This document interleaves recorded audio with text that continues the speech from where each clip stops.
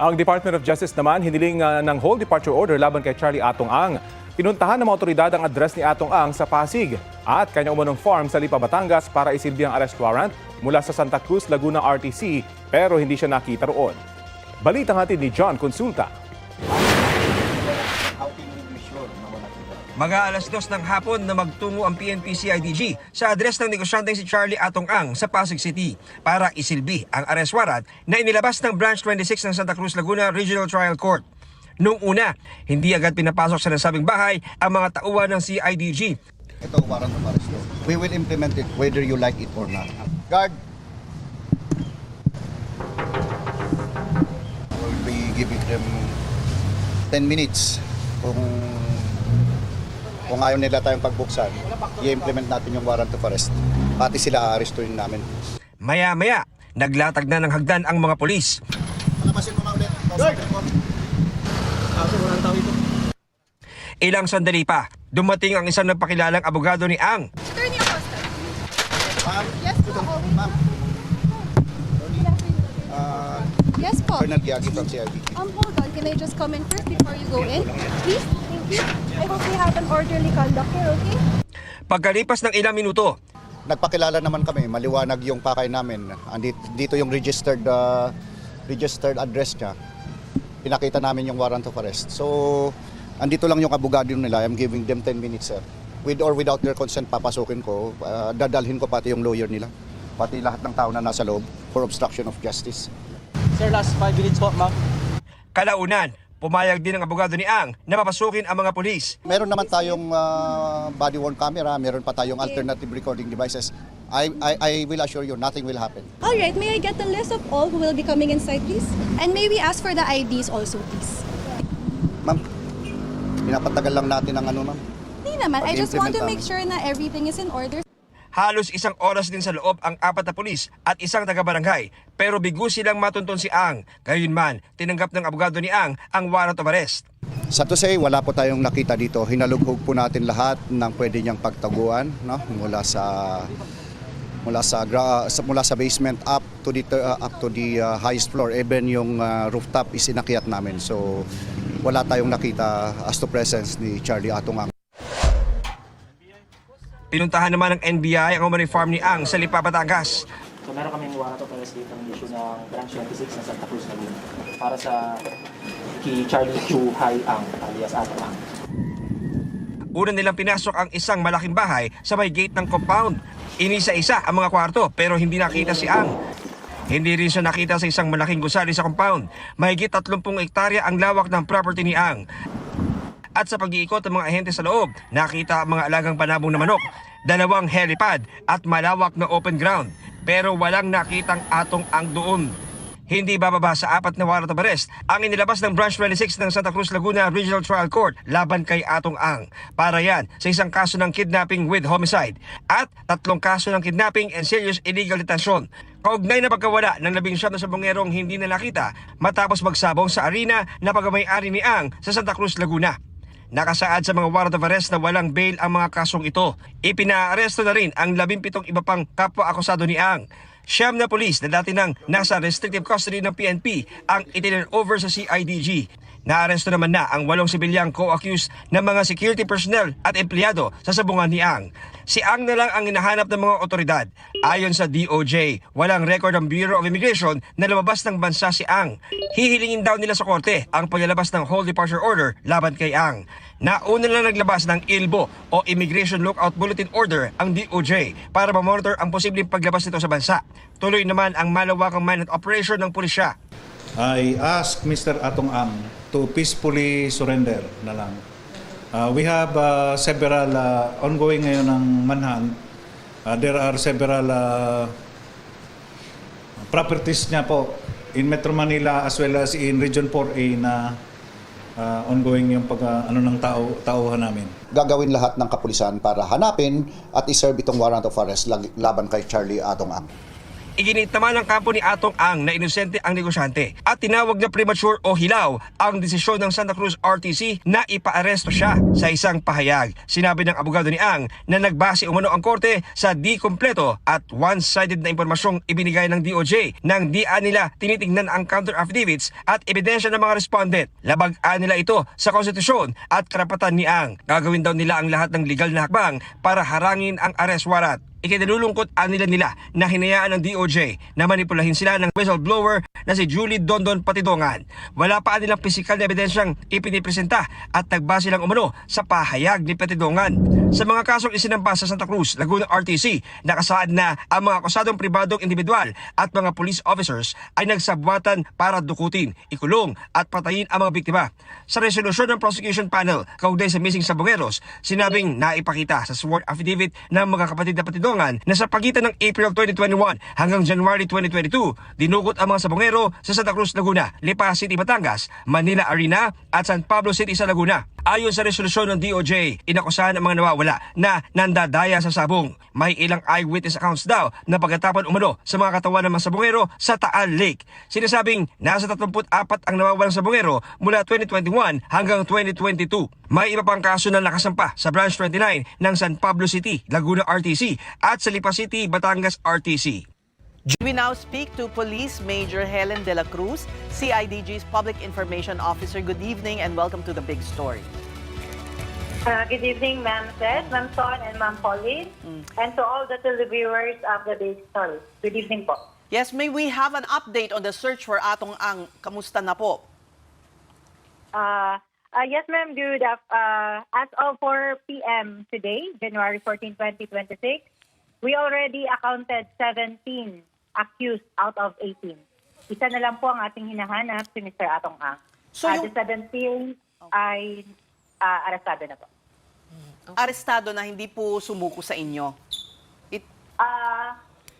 Arrested din po ang tawag doon, ma'am, pag sinerve na po natin yung warrant of arrest. They are unrestricted custody po, kaya sinerve na po yung mga warrant sa Okay, kanila. And with that po, they are arrested. Okay, kasi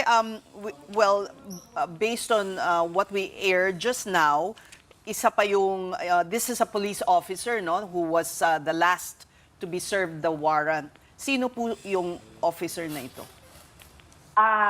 Ma'am, yun po yung isang di ba 17 Opo. 16 po yung kanina. Opo.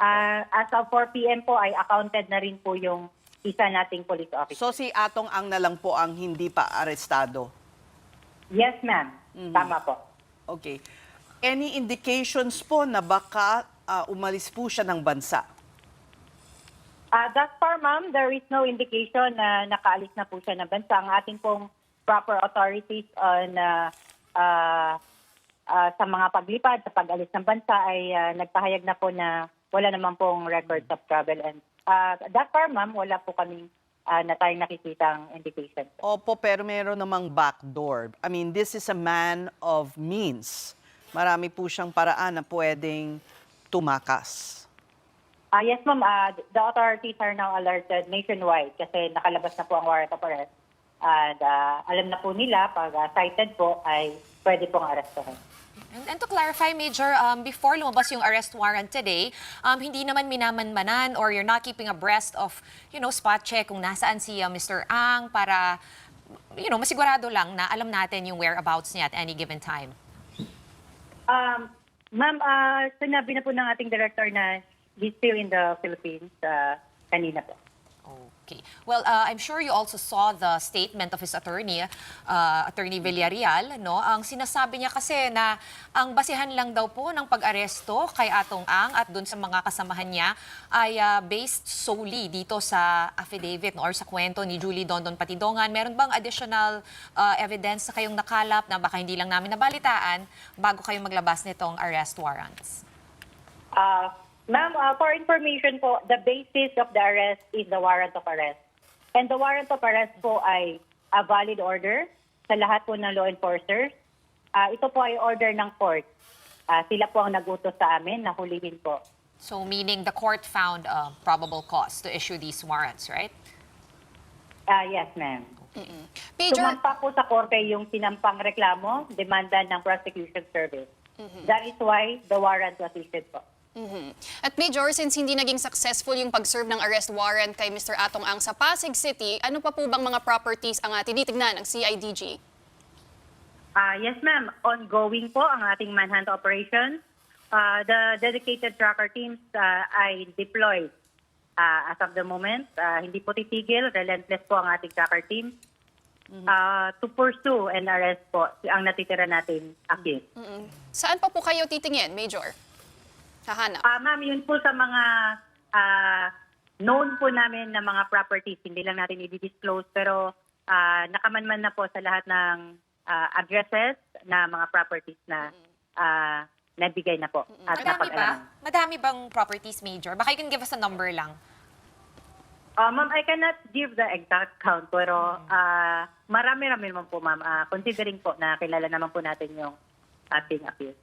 At Major, itong kaso po na hinaharap ni Mr. Atong Ang ay kidnapping and homicide at ito ay non-bailable. So ibig sabihin po ba nun, pag inaaresto na po si Mr. Ang, isa regular na kulungan po siya mapupunta? Yes, ma'am. Generally, it will be a regular court, but it's up for the court that will issue the commitment order as to where, as to what jail po siya dadalhin. Lahat po ay order ng court. Ito pong 17, nasaan po sila ngayon? Saan kulungan po sila? Yes, ma'am.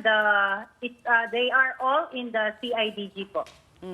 But they will be brought before the court and the court will say where they should be kept in jail. Yes, ma'am.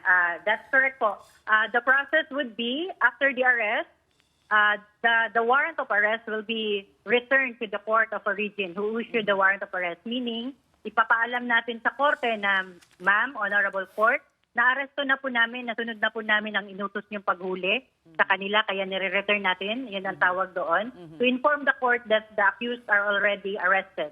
And after that, ma'am, maghihintay po tayo kung ano pa po ang utos ni court, kung saang jail po dadalhin ang mga nahuling akusado. On the part of the CIDG, Major Helen, no, kamusta ba yung investigasyon? You know, it was all over the news headlines siya for a while. Medyo natabunan ng slight nitong flood control issue. Pero meron ba kayong mga nahanap na, you know, in your investigation, did that strengthen the allegations made by Mr. Patidongan? Ito, ma'am, ang mako-comment lang po natin. Although it's for the prosecution, ma'am, no, to tell us kung ano po yung mga additional na magagandang ebidensya para lumabas ang warrant of arrest, but maybe it's forensic evidence and additional testimonial and documentary po. So forensic evidence. Maybe, ma'am, but as I said, ma'am, the National Prosecution Service po ang best na maka-answer po sa tanong natin ito. Also kasi matagal na rin yung search doon sa Taal Lake, di ba? At napakarami na rin nahukay na mga remains doon. Pero as far as I know, and correct me if I'm wrong, wala pong nag-match doon sa mga hinahanap na missing sa Bongeros. Is there an update on that? With regard to that, ma'am, I'm sorry, but hindi po wala po ako masyadong information about it because as we all know, ang mga nag-ano na po natin dito ay ang ating Department of Justice. Okay. Major, there Yes, were certain beliefs that the CIDG was partial to Atong Ang because at a certain point during the case, he requested na ilipat nga yung investigasyon from the DOJ to the CIDG. How can we be assured na talaga pong hahalukayin ng CIDG ang buong Pilipinas para po makita si Mr. Atong Ang? Ang CIDG naman po, ma'am, ang inyo pong premier investigative arm of the Philippine National Police, sa utos na rin po ng aming Chief PNP ay dedicated po, committed. We are conducting our steadfast manhunt operation. Kami po ay we seek the truth without fear or favor. Okay. So since meron ng arrest warrant, kung may makakita po kay Mr. Atong Ang, pwede bang mag-citizen's arrest? And if kinukup-kup siya ng sino man, pwede po bang i-charge rin yun na parang Harboring. accomplice or Harboring opo. Yes po. Yes ma'am, sinaad na po din kanina ng aming director po na sino man po naharang sa aming gagawing manhunt operation ay may kaukulan din pong kaso. Okay, marami Kaya pong pinanawagan din po ng aming director kanina na Mr. Atong Ancan, naman po, surrender peacefully and kasi warrant of arrest naman po ito.